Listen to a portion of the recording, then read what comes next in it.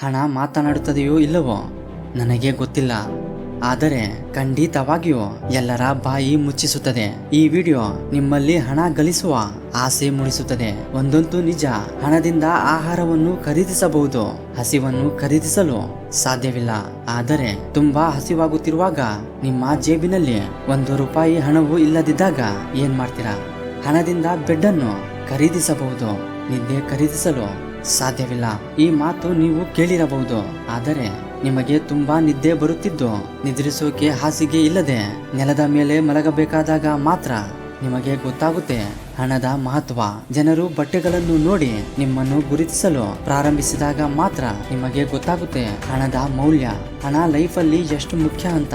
ಸ್ನೇಹಿತರೆ, ಹಣದಿಂದ ಸಂತೋಷ ಸಿಗೋದಿಲ್ಲ, ಅದಂತೂ ನಿಜ. ಆದರೆ ಜೀವನ ನಡೆಸಲು ಹಣ ಮುಖ್ಯ. ನಿಮ್ಮ ಜೀವನದ ಬೇಸಿಕ್ ನೀಡ್ಸ್ಗಾಗಿ ಹಣ ಅವಶ್ಯಕ. ಹಣವೇ ಎಲ್ಲ ಅಲ್ಲ, ಆದರೆ ಹಣವಿಲ್ಲದೆ ಅತ್ಯಂತ ಸಾಮಾನ್ಯವಾದ ಬೇಕಾದವುಗಳು ಕೂಡ ಲಭ್ಯವಾಗುವುದಿಲ್ಲ.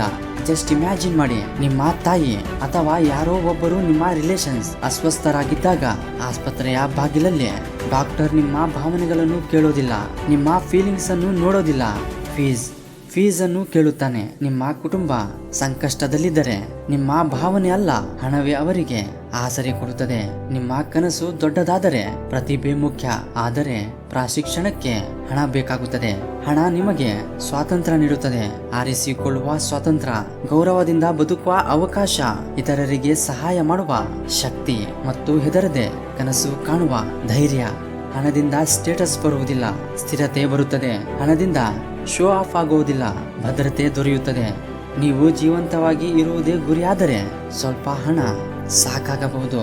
ಆದರೆ ನೀವು ನಿಮ್ಮ ಜೀವನವನ್ನು ಬದಲಾಯಿಸಲು ಇಚ್ಛಿಸಿದ್ರೆ ನೀವು ಹೆಚ್ಚು ಹಣ ಸಂಪಾದಿಸಬೇಕು. ಉದ್ದೇಶದೊಂದಿಗೆ ಸಂಪಾದಿಸಿ, ಮೌಲ್ಯಗಳೊಂದಿಗೆ ಖರ್ಚು ಮಾಡಿ. ಎಲ್ಲ ಕನಸು ಕಾಣುವವರಿಗೆ ನಾನು ಹೇಳೋದು ಒಂದೇ: ಹಣಕ್ಕಾಗಿ ಓಡಬೇಡಿ, ಆದರೆ ಹಣ ಸಂಪಾದಿಸುವುದರಲ್ಲಿ ಹುಚ್ಚು ಅನ್ನಿಸಿಕೊಳ್ಳಬೇಡಿ.